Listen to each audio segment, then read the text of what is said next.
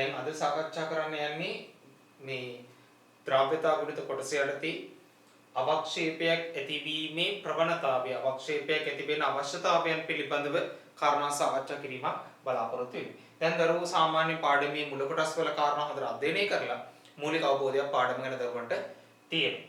හරි.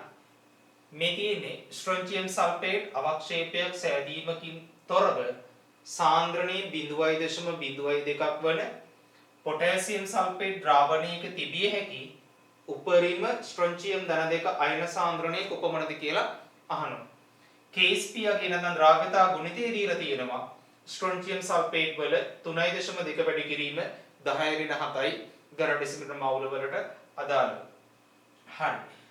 කොහොමත් අපි කලින් පැහැදිලි කරා අපි කලින් සමතුලිත නියත වගේම ද්‍රව්‍යතා ගුණිතයත් උෂ්ණත්වයේ මත පමණක් රඳා පවතින නියතයක්. උෂ්ණත්වයේ වැඩි වෙන්න සාමාන්‍යයෙන් ද්‍රව්‍යතාවයේ වැඩි වෙනකොට ඝනයිනික සංයෝගවල KSP යගයත් ඉහළ යනවා. අපි ඒවා කලින් පැහැදිලි කරා. උෂ්ණත්වයේ මත පමණක් රඳා පවතින නියතයක් KSP කියන්නේ සාමාන්‍යයෙන් උෂ්ණත්වයේ T වැඩි කරන්න KSP යගය වැඩි වෙනවා. ඒකට හේතුව උෂ්ණත්වයේ වැඩි කරන්න අපි කලින් කිව්වා ද්‍රව්‍යතාවයේ වැඩි වෙනවා. ද්‍රව්‍යතාවයේ වැඩි වෙනකොට KSP යගය වැඩි වෙනවා. සාමාන්‍යයෙන් උෂ්ණත්වය අඩු කරන්න KSP යගය අඩු වෙනවා. කොහොම හරි මේ දීලා තියෙන්නේ දෙරළද උෂ්ණත්වයකට අදාළව KSP යගය. හරි. දරුවන්ට කලිනුත් මම විස්තර කළා යම් අවක්ෂේපයක් ඇති වෙන්න අයන සාන්ද්‍රණ සමානව තියෙන්න අවශ්‍ය නැහැ. දැන් ස්ට්‍රොන්චියම් සල්ෆේට් අවක්ෂේපයේ ඇති වෙන්නේ ස්ට්‍රොන්චියම් ධන 2 අයනයි සල්ෆේට් අයනයි සමානව තියෙන්න අවශ්‍ය නැහැ දරුවෝ. එක්කෙනෙක් ඉන්නකොට අනිත් කෙනාව එකතු කරලා අනිත් අයන වර්ගය එකතු කරලා සම්ප්‍රයුක්ත කරන්න පුළුවන්. සම්ප්‍රයුක්ත වෙච්ච සැනකින් ඕනම කෙනෙක් ඊළඟ මොහොතේ සිට අවක්ෂේප වීම සිද්ධ වෙනවා. හරි. දැන් ස්ට්‍රොන්චියම් සල්ෆේට් අවක්ෂේපය ඇති වෙන්න අවශ්‍ය මොනවද? ස්ට්‍රොන්චියම් ධන 2 අයනත් සල්ෆේට් අයනත් අවශ්‍යයි. සාන්ද්‍රණය 0.02ක් වන පොටෑසියම් සල්ෆේට් ද්‍රාවණය තුල සල්ෆේට් අයනය ලබා දෙනවනේ. එයා දෙන සල්ෆේට් අයන සාන්ද්‍රණය කොච්චරද කියලා අපි බලමු. පොටෑසියම් සල්ෆේට් ද්‍රාවණයකදී මොකද වෙන්නේ? පොටෑසියම් ධන 2 අයනත් සල්ෆේට් අයන වලටත් වෙන් වෙනවා. බොහොම පැහැදිලිනේ. එතකොට මෙයාගේ 0.02ක සාන්ද්‍රණයකින් සල්ෆේට් අයන කොච්චරක් දෙනවද? 0.02ක සාන්ද්‍රණයක් දෙනවා. එතකොට ද්‍රාවණයේ තියෙන සල්ෆේට් අයන සාන්ද්‍රණයේ මේක නම් ස්ට්‍රොන්චියම් සල්ෆේට් අවක්ෂේප වීමකින් තොරව අවක්ෂේප වෙන්නේ ඕනම කෙනෙක් සම්ප්‍රයුක්ත වුණාට පස්සේ තව චුට්ටක් හරි අයන වැඩි වුණා. ඒ නිසා ද්‍රාවණය තුල දරුවෝ ඔයාට අවක්ෂේප වීමක් වෙන්නේ නැතුව උපරිමයෙන් තියාගන්න පුළුවන් අයන සංඛ්‍යාව ලැබෙන්නේ සම්ප්‍රයුක්ත වෙන මොහොත දක්වා. සම්ප්‍රයුක්ත වෙන වෙලාවේදී හරියටම සම්ප්‍රයුක්ත වෙන වෙලාවේදී මොකද වෙන්නේ දරුවෝ? අවක්ෂේප වෙන්නේ නැහැ. සම්ප්‍රයුක්ත වෙච්ච මොහොතෙන් ඊළඟ මොහොතේ සිටයි අවක්ෂේප වෙන්නේ. සම්ප්‍රයුක්ත වෙනකම් අවක්ෂේප වීමකින් තොරව අයන හදා ගන්නවට පුළුවන්. එහෙනම් දැන් කරන්න තියෙන්නේ සම්ප්‍රයුක්ත මොහොතට අදාළව ප්‍රකාශනයක් ලියාගෙන ස්ට්‍රොන්චියම් ධන 2 අයන කොච්චරක් ද්‍රාවණේ තිබිය යුතුද තිබිය හැකිද කියලා තීරණය කරමු. සම්ප්‍රයුක්ත අවස්ථාවට වලට ලියා ගන්න තියෙන සම්බන්ධය මොකද්ද? KSP සඳහා ප්‍රකාශය. මතක ඇති දිගින් දිගටම දරුවන්ට කිව්වා KSP ලියන්නේ කවුරු සඳහාද?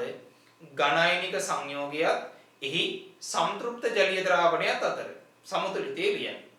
KSP ප්‍රකාශනය තුල අන්තර්ගත වෙන්නේ නිකම් අයන සාන්ද්‍රණ නෙවෙයි සම්ප්‍රයුක්ත අයන සාන්ද්‍රණ. බලන්න දරුවෝ මෙහිම ස්ට්‍රොන්චියම් සල්ෆේට් ඝන අවක්ෂේපයයි ස්ට්‍රොන්චියම් ධන 2 අයනයි සල්ෆේට් අයනයි අතර තමයි සමතුලිතය තියෙන්නේ. එතකොට නියත උෂ්ණත්වයේදී ඔයා මේකේ KSP සඳහා ප්‍රකාශනීය ලියුවොත් සම්තෘප්ත ජලීය ද්‍රාවණයේ තියෙන අයන සාන්ද්‍රණ ගුණිතය සලකන්න. ස්ට්‍රොන්චියම් ධන දෙක සම්තෘප්ත අයන ද්‍රාවණී සල්ෆේට් අයන සාන්ද්‍රණයේ මවුල සංගුණක 1යි මෙහෙම එන්නේ. ඒතර KSP සඳහා ප්‍රකාශනයේ මතක ඇති අර කිව්වා වගේ මේක ලියන්නෙම සම්තෘප්ත ද්‍රාවණය සඳහා මේ ලියන්න පද. සම්තෘප්ත ද්‍රාවණයේ පද මේ තියෙන්නේ. ඒක පැහැදිලි කරන්න. ඒතර දැන් වාට මෙයාගේ KSP දීලා තියෙනවා සිල්වර් මේ ස්ට්‍රොන්චියම් සල්ෆේට් වල දරුවෝ සල්ෆේට් අයන සාන්ද්‍රණය හොයාගත්ත ද්‍රාවණයේ තියෙන සම්තෘප්ත වෙන මොහොතේ තිබිය යුතු ස්ට්‍රොන්චියම් ධන දෙක අයන සාන්ද්‍රණය වාට හොයන්න පුළුවන්. සම්තෘප්ත මොහොතේ. සම්තෘප්ත මොහොත වෙනකන් විතරයි උපරිම ස්ට්‍රොන්චියම් ධන දෙක අයන වාට තියාගන්න පුළුවන් අවක්ෂේප වීමකින් තොරව. ඊට වඩා තව වැඩි වුණොත් ඒ මොහොතේ සිට අවක්ෂේප වෙනවා. මම මෙහෙම යටින් ලියන්නම්. සම්තෘප්ත වන විට ස්ට්‍රොන්චියම් ධන දෙක අයන සාන්ද්‍රණය කොච්චරද කියලා ලියන්නම්. මේක මුක්ත කරලා මෙයා මුක්ත කරොත් KSP ස්ට්‍රොන්චියම් සල්ෆේට් බෙදීම සල්ෆේට් අයන සාන්ද්‍රණය. දැන් දරුවෝ මේකට ආදේශ කරපු ගමන් දරුවන්ට හොයාගන්න පුළුවන් තිබිය හැකි උපරිම ස්ට්‍රොන්චියම් ධන දෙක අයන සාන්ද්‍රණය සම්ප්‍රයුක්ත වන මොහොතේ එතනින් එහාට තවදුරටත් තියෙන්න බෑ අවක්ෂේප වීම වෙන්න පටන් ගන්නවා. ඒතර ආදේශ කරොත් එහෙම මම මෙහින් ලියන්නම් ස්ට්‍රොන්චියම් ධන දෙක අයන සාන්ද්‍රණය සමානයි එයාගේ KSP යගේ වාට දීලා තියෙනවා 3.2 වැඩි කිරීම 10 ඍණ 7යි මවුල වර්ගයට Bm ඍණ 6 බෙදීම සල්ෆේට් අයන සාන්ද්‍රණය 0.02 ඝන ඩෙසිමීටර මවුල්. සුළු කරගත්තාම අගේ ඉන්නේ මෙතන තියෙන 2 වැඩි කිරීම 10 ඍණ 2යි. ඒ නිසා 1.6 වැඩි කිරීම 10 ඍණ 5යි ඝන ඩෙසිමීටරයට මවුල කියලයි දරුවන්ට අගේ ලැබෙන්නේ. හරි. අවශ්‍ය දේවල් වල සටහන් කරගෙන අවබෝධයෙන් ගන්න හදාගෙන බොහොම සරල ගණන් මේවා හිතන තරම් අපහසු දේවල් නෙවෙයි.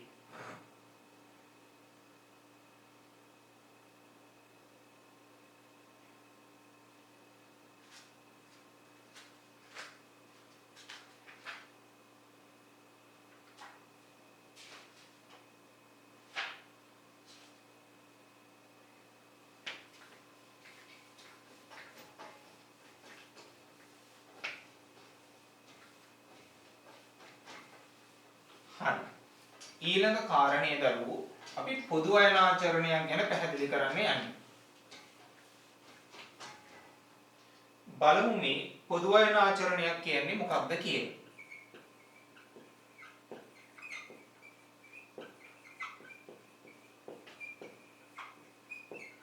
පොදු අයනාචරණය මේක මේ ද්‍රාව්‍යතා ගුණිතයට අදාළම කාරණයක් විතරක්ම නෙවෙයි සාමාන්‍ය පොදු සමතුලිත වලදීම පැහැදිලි කරන කාරණය. අපි ද්‍රාව්‍යතා ගුණිත කොටසට අදාළව පැහැදිලි කරගමු. මොකද මේ පොදු අයනාචරණය කියලා කියන්නේ. මේකෙදි වෙන්නේ අපි උදාහරණයක් ගමුකෝ. සිල්වර් ක්ලෝරයිඩ් ඝනයනික සංයෝගය සහ යාගේ සම්ප්‍රයුක්ත ජලීය ද්‍රාවණය අතර මම සමතුලිත ඉස්සෙල්ලම ලියනවා. හරි. හිතන්න මේ තියෙන භාජනයක් මේ වෙනත් අයනයක් අපි හිතමු ජල භාජනයක් කියලා. මේකට මම සිල්වර් ක්ලෝරයිඩ් ඝන ස්පටික එකතු කරනවා.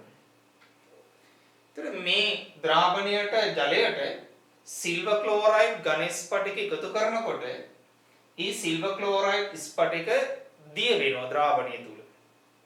මොකද දාන මුල් ඒවා දියවලා සම්තෘප්ත වුණාට පස්සේ තමයි ඉතිරි සිල්වර් ක්ලෝරයිඩ් එක පතුලේ තැම්පත් වෙන්නේ. ඒක ඔයාලා දන්න. හරි. දැන් එතකොට මේ සිල්වර් ක්ලෝරයිඩ් දාලා දිය වෙනකොට එයා දිය වීමෙන් දෙන්න බලාපොරොත්තු වෙන අයන තමයි සිල්වර් අයන සහ ක්ලෝරයිඩ් අයන. ද්‍රාවණයට දෙන අයන සිල්වර් සහ ක්ලෝරයිඩ් අයන. ඒතර එයා දිය වෙලා දෙන්න බලාපොරොත්තු වෙන අයනයක් වෙන යම් ක්‍රමයකින් මාධ්‍ය තුල තිබුණොත් වෙන කෙනෙක් සපයලා හරි වෙන ආකාරයකින් ද්‍රාවණිය තුල මෙයා දිය වෙලා දෙන්න බලාපොරොත්තු වෙන අයනයක් තිබ්බොත් එයා දිය වෙන ප්‍රමාණය ද්‍රාව්‍යතාවය එයාගේ ද්‍රාව්‍යතාවය අඩු වෙනවා. ඒකට සාමාන්‍යයෙන් අපි කියනවා පොදු අයන ආචරණීය සංසිද්ධියක් කියලා. මොකද දැන් මෙහෙමනේ මෙයා දිය වෙලා දෙන්න බලාපොරොත්තු වෙන ද්‍රව්‍ය වෙලා දෙන්න බලාපොරොත්තු වෙන අයනයක් වෙන යම් ක්‍රමයකට මාධ්‍යයේ තිබ්බහම එයා දෙන්න ඕනේ ප්‍රමාණය අඩු වෙනවනේ. ඒක සාමාන්‍ය ප්‍රායෝගික ඕගොල්ලන්ට මෙහෙම ගන්න පුළුවන්. ඒතකොට උදාහරණයක් ලෙස ඕගොල්ලන්ගේ අපි හිතමු ඕගොල්ලන්ගේ සාමාන්‍යයෙන් ඉස්කෝලේ ගිහිල්ලා පන්ති ගිහිල්ලා දවසක වැඩ කටයුතු කරන්න දවසකට ඕගොල්ලන්ට වියදමට රුපියල් කෑම බීමට බස් ගාස්තු වලට අපි හිතමු දෙමව්පිය රුපියල් 200ක් දෙනවා කියලා අම්මා රුපියල් 200ක් දෙනවා.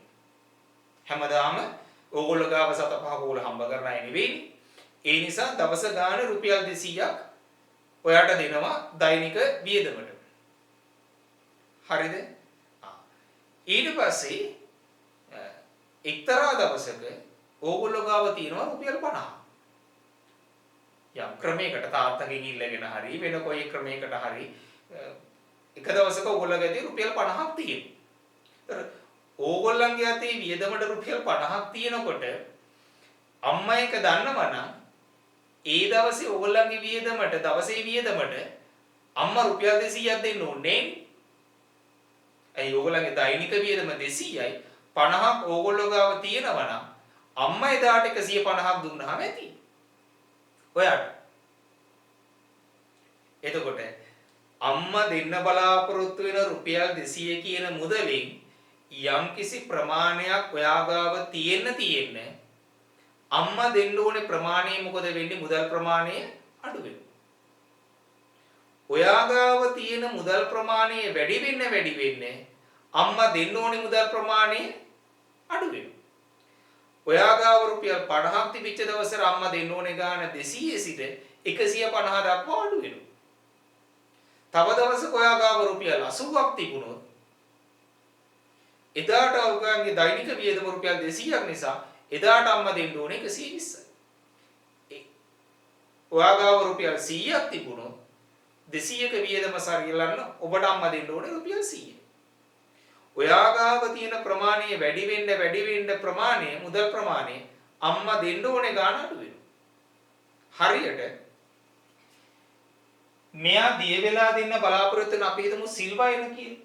මේ සිල්වයින ද්‍රාවණිය තුල වැඩියෙන් තියෙන්න සිල්වර් ක්ලෝරයිඩ් දිය වෙලා දෙන ප්‍රමාණය අඩු වෙනවා. සිල්වර් ක්ලෝරයිඩ් දිය වෙලා දෙන ප්‍රමාණය කියන්නේ ද්‍රාව්‍යතාවය අඩු වෙනවා. මොකක් වෙන්නද? එයා දිය වෙලා දෙන්න බලාපොරොත්තු වෙන යම් අයනයක් මාධ්‍යයේ වැඩි වෙන්න. ද්‍රාවණිය තුල වෙන කොහෙන් හරි සපේලා සිල්වයින තිබුණත් සිල්වර් ක්ලෝරයිඩ් වල ද්‍රාව්‍යතාවය අඩු වෙනවා. ඒ විතරක් නෙවෙයි. ක්ලෝරයිඩ් එන ද්‍රාවණිය තුල වෙන කොහෙන් හරි ඇවිල්ලා තිබුණොත් ඒ ද්‍රාව්‍යතාවය සිල්වර් ක්ලෝරයිඩ් වල අඩු වෙනවා. එකවරකට එක්කෙනයි. එක්ක සිල්වයින තියෙන්න ඕනේ ද්‍රාවණේ, එක්ක ක්ලෝරයිඩ් එන තියෙන්න ඕනේ. දෙන්නම ඇවිල්ලා පොදු වෙන ආචරණයක් ඇති කරන එකක් ගන්නෙ නේ අපි. එක් අයනේ. සිල්වයින නම් ඒකේ සංජිතිය. වෙනත් අවස්ථාවක් සැලකුවොත් ක්ලෝරයිඩ් එන තියෙන්නේ මෙයාගේ ද්‍රාව්‍යතාවය අඩු වෙනවා. හැබැයි ඒ අයන ප්‍රමාණය ටිකක් දැනෙන අගයක් වෙන්න ඕන. බලපෑමක් ඇති කළ හැකි අගයක්. දැන් මම ගත්ත උදාහරණේ මෙහෙම හිතන්නකෝ දරුවෝ. ඔයාගේ දෛනික වියදම 200ක් ඕනේ කිව්වනේ රුපියල්. ඔයා ගාව දවසක තියෙනවා රුපියලක් අපි එහෙම හිතමුකෝ. අද වටිනාකමත් එක්ක රුපියලක් ඔයා ගාව තියෙනවා. ඒතර ඔයා ගාව රුපියලක් තියෙනවා කියලා දැනගත්තාම එදාට ඔයාට අම්මා දෙන්නේ 199ක්ද? අද මුදලේ වටිනාකමත් එක්ක බලනකොට රුපියල කියන්නේ නොසලකා හැරීමේ තරම් කුඩා නිසා මොකද වෙන්නේ? අම්මා එදාටත් ඔයා ගාව රුපියලක් තිබුණට රුපියල් 200ක්ම දෙනවා.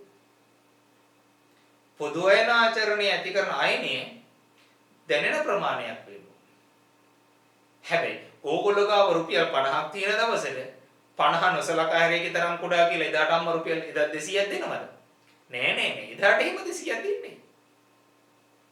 දැනෙන පොදු අයන ප්‍රමාණයක් මාධ්‍යය තුල තිබුණොත් ඒකින් බලපෑමක් ඇති වෙනවා.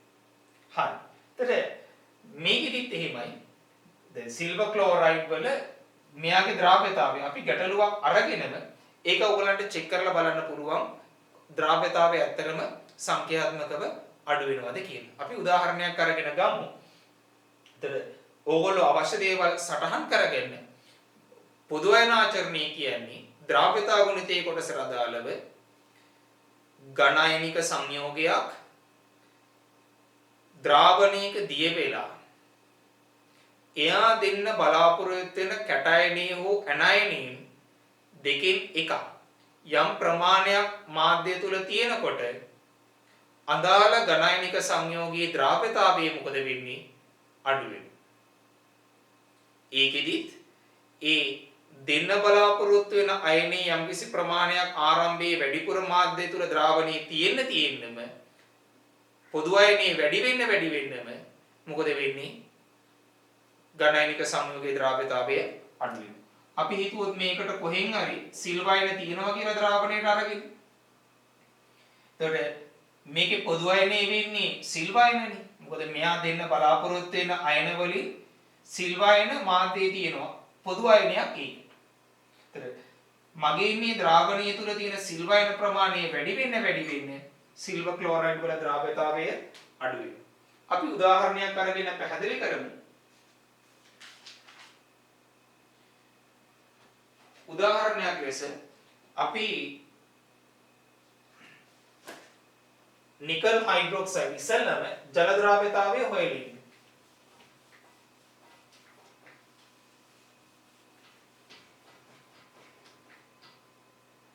නිකල් හයිඩ්‍රොක්සයිඩ් වල මම ගාණක් ලියන්නම්.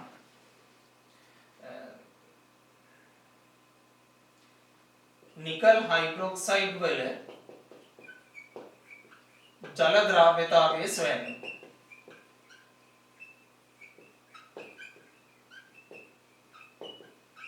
ජල ද්‍රාව්‍යතාවය අදාළ උෂ්ණත්වයේදී එයාගේ KSP අගය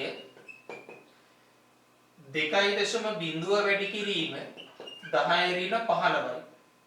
ඒකකයේ මම ලිව්වේ ඒකකයේ ඝන ඩෙසිමල් මවුල වල ඝනයක් ඉන්නේ. මවුල ඝනය dm-9. හරි. පොදු අයන ආචරණය ගැන කියන කලින් අපි ඉස්සෙල්ලා මෙයාගේ ජල ද්‍රාව්‍යතාවය හොයලා මම ඉක්මනට ලියන්නම්. ඔයගොල්ලෝ දන්නවා.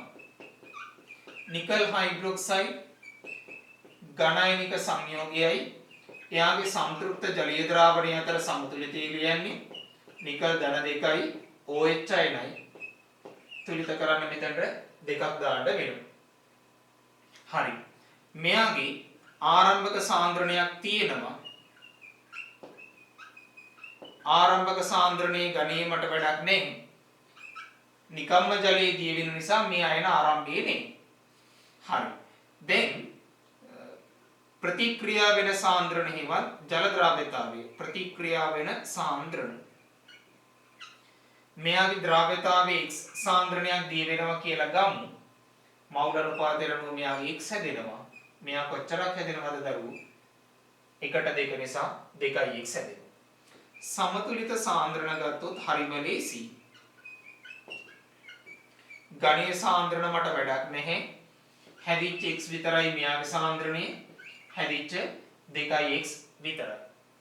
එතකොට නියත උෂ්ණත්වයේදී මෙයාගේ KSP සඳහා ප්‍රකාශනීය ලිව්වොත් නිකල් ධන 2 අයන සාන්ද්‍රණයේ වාරයක් හයිඩ්‍රොක්සයිඩ් අයන සාන්ද්‍රණයේ වර්ගයක් කියලා එන්නේ. OH අයන සාන්ද්‍රණයේ වර්ගය. KSP අගය නම් අපි දන්නවා 2.0 වැඩි කිරීම 10^15යි. මවුල ඝණයට dm-9. නිකල් ධන 2 අයන සාන්ද්‍රණයේ x මෙයාගේ සාන්ද්‍රණයේ 2x වල වර්ගය. එතකොට 2x වල වර්ගය 4x වර්ගය මේ x එකත් එක්ක 4x ඝණය තමයි මේ අගේ වෙන්නේ. 2.0 වැඩි කිරීම 10^15යි. අපිට මෙතනින් අදහසක් ගන්න පුළුවන් මේක දෙකෙන් බෙදුවාම x ඝනය කියන්නේ 0.5 වැඩි කිරීම 10 ඍණ 15යි. ඝන මූලයේ පහසුවෙන් ගන්න පුළුවන් වගේක් බවට මේක ගන්න. මේක 10 ඍණ 18 කියලා දානවා. 10 ඍණ 15 10 ඍණ 18 කියන්නේ 1000ක් මෙතනට දැම්මා. 0.5 1000න් වැඩි වුණාම 500යි. x ඝනය x කියන්නේ 500 ඝන මූලය වාරයක් 10 ඍණ 18 ඝන මූලය 10 ඍණ 6. හරි. තර මූලික අදහසක් ඕගලන්ට ගන්න පුළුවන්.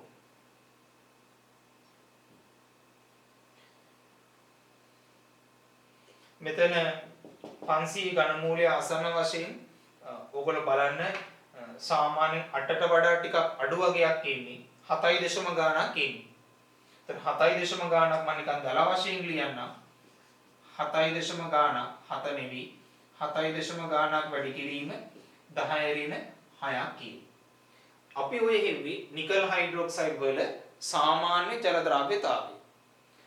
දැන් නිකල් හයිඩ්‍රොක්සයිඩ් වල ද්‍රව්‍යතාවය අපි හොයමු. සාන්ද්‍රණීය 0.1ක් වන සෝඩියම් හයිඩ්‍රොක්සයිඩ් ද්‍රාවණයක් තුලදී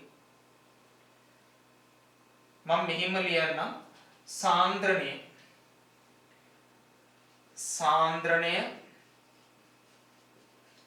0.1 ඝන ඩෙසිමීටරට මවුල වන කැලි දෙකකට කඩලා ලියන්නම් සෝඩියම් හයිඩ්‍රොක්සයිඩ් ද්‍රාවණයක්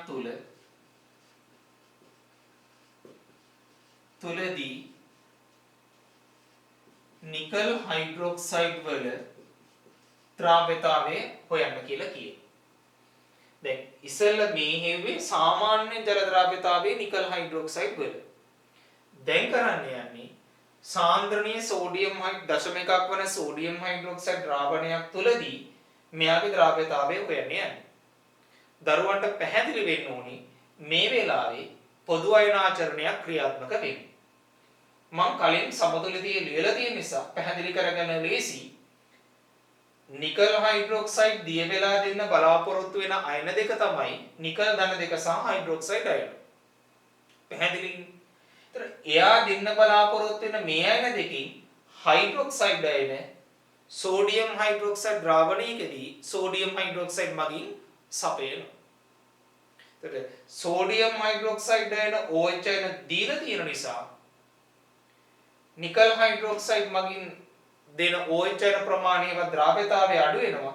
එයා දෙන්න බලාපොරොත්තු වෙන එක්කෙනෙක් වෙන කෙනෙක් ආරම්භයේ මාධ්‍යය දීලා තියෙනකොට ඒ දෙන්න ඕනේ ප්‍රමාණය අඩු වෙනවා. ඔයාලට මේ කතන්දරේ අවශ්‍ය නම් ලීචඩ්ලි මූලධර්මයේ තර්ක විතර්ක පාවිච්චි කරලා යම් අවබෝධයක් ගන්න පුළුවන්. අපි දැන් ඒවට යන්න ඕනේ මූලික කාරණේ පැහැදිලි කරමු. හරි. සෝඩියම් හයිඩ්‍රොක්සයිඩ් මම උඩින් ලියන්නම් මේකෙම මකලා ලියන එක ලේසියි අපිට. සෝඩියම් හයිඩ්‍රොක්සයිඩ් ප්‍රබල භස්මයක් පූර්ණ ලෙස විඝටනය වෙන කෙනෙක්. එයා සෝඩියම් අයනයි හයිඩ්‍රොක්සයිඩ් අයනයි බවට පත් වෙනවා. මෙයාගේ සාන්ද්‍රණය 0.1ක් වන නිසා එයා පූර්ණ ලෙස විඝටනය වීමෙන් OH අයන 0.1ක සාන්ද්‍රණයක් දෙනවා. හරි. දැන් නිකල් හයිඩ්‍රොක්සයිඩ් මේ සෝඩියම් හයිඩ්‍රොක්සයිඩ් ද්‍රාවණය තුලදී දිය වෙනකොට ආරම්භයේ නිකල් ධන දෙක අයන නැති වුණාට ආරම්භයේ හයිඩ්‍රොක්සයිඩ් අයන තියෙනවා. කොහෙන් එන ටිකද? මෙන්න මේ සෝඩියම් හයිඩ්‍රොක්සයිඩ් දෙන OH අයන ආරම්භයේදී ද්‍රාවණය තුල තියෙනවා. සෝඩියම් හයිඩ්‍රොක්සයිඩ් වලින් ලැබෙන ඒවා පොදු අයන ලෙස ක්‍රියා කරනවා. හරි. දැන් එතකොට මම මෙයාගේ කාරණා වෙනස් කරන්න මේ වෙලාවේ ද්‍රව්‍යතාවය මේ ද්‍රාවණය තුලදී ද්‍රව්‍යතාවය මම y කියලා ගන්නම් නිකල් හයිඩ්‍රොක්සයිඩ් වල ඍණ දැන් මේ දිය වෙන නිසා y සාන්ද්‍රණයක් දිය වුණොත් මෙයාගේ y සාන්ද්‍රණයක් හැදෙනවා මවුල අනුපාතය 1:2 නිසා මෙයා 2y සාන්ද්‍රණයක් හැදෙනවා සමතුලිත සාන්ද්‍රණ මට ගණේ ටික ඕනේ නේ නිකල් ධන දෙකේ සාන්ද්‍රණයේ y හැදිච්ච ටික දශම එකක් මෙයාගේ ආරම්භයේ තිබුණා. දශම එකක් තිබුණා. 2y හැදුණා. එහෙනම් දැන් සමතුලිත සාන්ද්‍රණීය වෙන්නේ මේක තිබිච්ච එකට හැදිච්ච ටික එකතු වෙනවා. හරි. සුපුරුදු පරිදි Ksp යගේ ලියුවොත් Ksp නියත උෂ්ණත්වයේදී නියතයක් Ksp යගේ වෙනස් වෙන්නේ නැහැ. මේකමයි නිකල් ධන 2 න සාන්ද්‍රණය ඉන්නේ y කියලා 0.1 ධන 2y වල වර්ගයක් කියලා OH යන සාන්ද්‍රණය ඉන්නේ. හරි. දැන් දරුවන්ට පැහැදිලි මේ ප්‍රකාශනයේ සුළු කරලා y ගත්තොත් y කියන්නේ මේ ද්‍රාවණය තුලදී සෝඩියම් හයිඩ්‍රොක්සයිඩ් ද්‍රාවණය තුලදී නිකල් හයිඩ්‍රොක්සයිඩ් වල ද්‍රව්‍යතාවය. නමුත් මේ සුළු කිරීමේදී වලට පේනවා මේ එන්නේ මෙතන 2y වල වර්ගයයි මෙතනත් y වැඩි වුණාම y වල ගණිත සමීකරණ y වර්ග පදත් එයි y ගණිත පදත් එයි ගණිත සමීකරණය. කොහොමත් අපේ රසායන විද්‍යාවේදී ගණිත සමීකරණ මේ වගේ ගණිත සමීකරණ සුළු කරන්න අපිට නැහැ. ඒ නිසා අපේ මූලික තරකය අනුව අපි මේක සුළු කරගෙන පහසු තත්වයකට ගේනවා. හරි. දැන් මේ y වල අගය ගැන ඔයාලට මොකද්ද කියන්න පුළුවන්? මේ y වල අගය ගත්තොත් දශම එකක සාන්ද්‍රණය මේ දශම එක කියන මේ ඉලක්කමත් එක්ක ගත්තොත් මේ y කියන අගේ දරුවෝ ඉතා කුඩයි. කොහොමද එහෙම නිගමනය කරන්නේ? දැන් නිකල් හයිඩ්‍රොක්සයිඩ් වල ජල ද්‍රාව්‍යතාවය අගේ මේකනේ. ජල ද්‍රාව්‍යතාවයටත් වඩා දැන් සෝඩියම් හයිඩ්‍රොක්සයිඩ් ද්‍රාවණය තුලදී මෙයාගේ ද්‍රාව්‍යතාවය අනිවාර්යයෙන්ම අඩුයි කියලා අපි දන්නවා. ඇයි ඒ? ඔව්. පොදු අයන ආචරණය නිසා අනිවාර්යයෙන්ම ජල ද්‍රාව්‍යතාවය වෙන මේ 10 ඍණ 6 ඉලක්කමටත් වඩා මේ y වල අගය කුඩයි. ඒක අපිට හොඳටම ෂුවර්. හරි. එහෙනම් මේ දශම එකක අගයත් එක්ක බලනකොට 10 ඍණ 6කටත් වඩා කුඩා අගයක් එකතු කරාම මේක නොසලකා හැරීමේ තරම් කුඩයිනේ දරුවෝ. මේ දශම එකට සාපේක්ෂව 10 ඍණ 6 අගයකටත් වඩා කුඩයි. ඊටත් වඩා කුඩයි මේ y. එහෙනම් ඒ තරම් කුඩා එකක් මේකට එකතු කරාම මේක නොසලකා හරින්න අපිට පුළුවන්. එහෙනම් මම මේක ලියනවා y ඉතා කුඩා බැවින් කියලා තීරණය කරේ අපි ජල ද්‍රාව්‍යතාවයත් මෙතන හොයලා තියෙන නිසා දන්නවා ඒකට වඩාත් කුඩයි කියලා. ආවට ගියාටම කියන්න බෑ. බැවින් 0.1 ධන 2y ආසන්න වශයෙන් 0.1 කියලා අපිට සලකන්න පුළුවන්. මේ මෙතෙන්දි සඳහන් කරේ මොකද්ද කියන කාරණේ මම ඔයාලට වරහන් ඇතුළේ ලියන්නම්. 0.1ට සාපේක්ෂව 2y ඉතා කුඩා බැවින් ඉතා කුඩයි කියලා මෙහෙම ලිව්වේ. පැහැදිලිද? හරි. එතකොට මේක 0.1 කියලාම සලකන්න පුළුවන්. ඒක 0.1 කියලා ගත්තොත් මේ ප්‍රකාශනය දැන් සුළු කරනකොට ඔයාලට ලියන්න පුළුවන් කොහොමද? 2.0 වැඩි කිරීම 10 ඍණ 15 y වාරයක් 0.1 වර්ගය. පැහැදිලිද? දැන් බොහොම ලේසියෙන් y වල අගය එනවා. 2.0 වැඩි කිරීම 10 ඍණ 13.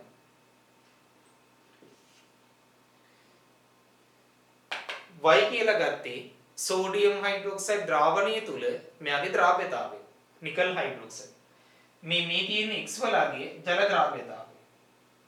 ජල ද්‍රාව්‍යතාවයේ 10 ඍණ 6ක අගයක් වෙද්දී නිකල් හයිඩ්‍රොක්සයිඩ් සෝඩියම් හයිඩ්‍රොක්සයිඩ් ද්‍රාවණය තුල දිය වෙන ප්‍රමාණය 10 ඍණ 13ක වගේ ඉතා කුඩා අගයක් වෙලා තියෙනවා.